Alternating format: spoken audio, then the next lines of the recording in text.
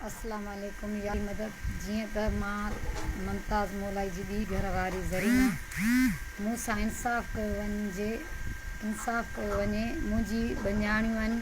मूंखे घरों हैदराबाद मां ज़ैन टावर मां कढियो वियो आहे, धिका ॾेई मारियो।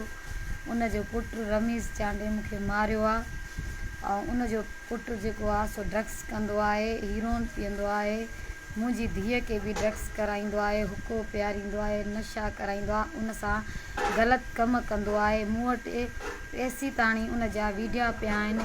हर शइ मां मूं वटि सबूत आहे, प्रूफ आहे। मुमताज़ मोलाई जेकी मूंसां नाजाइज़ी कई आहे उहा ख़ुदा वास्ते मुंहिंजी अपील आहे पूरी पाकिस्तान खे। मां पाकिस्तान पूरे जी न्याणी आहियां, मां ग़रीब आहियां, मां यतीम आहियां। उहो अमीर माण्हू आहे, मां हुन सां जाॾे कोर्टुनि में थी वञा, जाॾे थी वञा, मुंहिंजी वाह कोई नथो ॿुधे।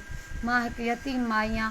मुंहिंजी चीफ जस्टिस खे रिक्वेस्ट आहे, इमरान ख़ान खे रिक्वेस्ट आहे, बिलावल भुट्टो खे। लाड़काणे ज़िले में मां राश उन जी जीअं आहियां, राश वारी आहियां, उन जे राश ॻोठ जी आहियां।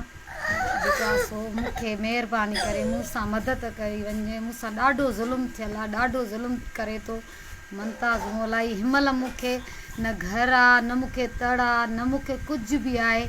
मां हिनमहिल दर दर जा धिका थी खाईंदी वठां। मूंखां बचा खसिया विया आहिनि।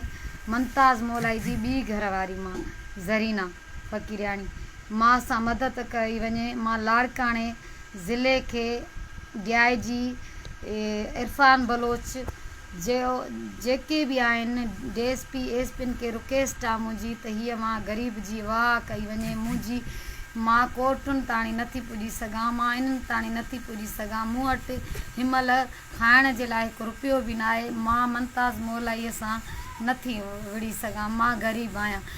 मूंसां मदद कई वञे। मां बिलावल भुट्टो खे चवां थी, मां हिकु तव्हांजे लाड़काणे जी न्याणी ग़रीब हिकिड़ी ॻोठ जी माई आहियां, मूंसां मदद कई वञे। आसिफ़ ज़रदारीअ खे बि अपील आहे मुंहिंजी त मां तव्हांजे शहर लाड़काणे जी आहियां। इमरान ख़ान खे मुंहिंजी अपील आहे, जस्ट चीफ खे मुंहिंजी अपील आहे त मुंहिंजी मदद कई वञे। मूंखे न्याणियूं, मूंखे शित मोटाई ॾेई वञिजे। मूंखे न्याणियूं, मूंखे शित वठी ॾिजे त मूं ते वॾी महिरबानी थी वेंदी। मां ग़रीब आहियां, मौला अली मदद।